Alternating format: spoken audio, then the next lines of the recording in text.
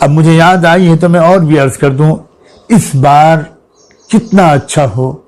کہ جو لوگ اپنے بچوں کے لیے اپنے لیے نئے کپڑے بنوا بھی سکتے ہیں وہ بالکل نہ بنوائیں۔ نئے جوتے، نئے موزے، نئے کپڑے، نئی بیڈ شیٹ، نئے پردے، پتہ نہیں کیا کیا لوگ اہتمام کر لیتے ہیں۔ میری بہت مخلصانہ گزارش ہے، آپ سب طے کر لیجئے، اپنے بچوں کو بٹھا کر ان کو سمجھا کر، پھر بچوں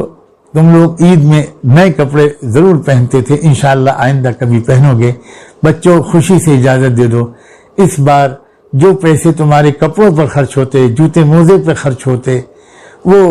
ان پیسوں سے کسی پریشان حال گھرانے کو ہم تمہاری طرف سے سپورٹ کر دیں، کچھ خدمت کر لیں، بچے خوشی سے اجازت دیں گے،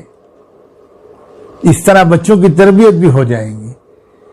آپ سب سے گزارش ہے، اور اس میں آپ کی دوسرے پہلو سے حفاظت بھی ہے، کیونکہ جہاں اعلان کیے جا رہے ہیں کہ اب دکانیں کھلیں گی، وہاں ایک دم سے بھیڑ بہت تیزی کے ساتھ بڑھ رہی ہے یا بڑھنے کا خطرہ ہے، اس سے جس طرح کے خطرے ہیں اس سے آپ واقف ہیں، اس سے بھی آپ بچ جائیں گے۔ آپ بالکل اس مرتبہ ارادہ کر لیجئے کہ عید کے نام پر کوئی خریداری نہیں کرنی، شاید اللہ تعالیٰ کو رحم آ جائے، ترس آ جائے، آپ کی یہ ادا پسند آ جائے، اور آپ کو اپنے ملکوں کی خدمت، اپنے عوام کی خدمت، عام انسانوں کی خدمت کے لیے اللہ قبول کرے۔ پوری دنیا میں اس وقت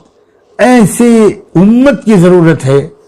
جو اپنے لیے کچھ نہ سوچے، وہ دوسروں کی خیرخواہ بن جائے۔ جس دن دنیا کو ایسی امت پھر سے مل جائے گی جیسے پہلے کبھی ملی تھی، تو اللہ تعالیٰ اس دنیا کو اسی امت کے قدموں میں ڈال دیں گے۔ ادارہ رہے برے انسانیت تو سب کو پیار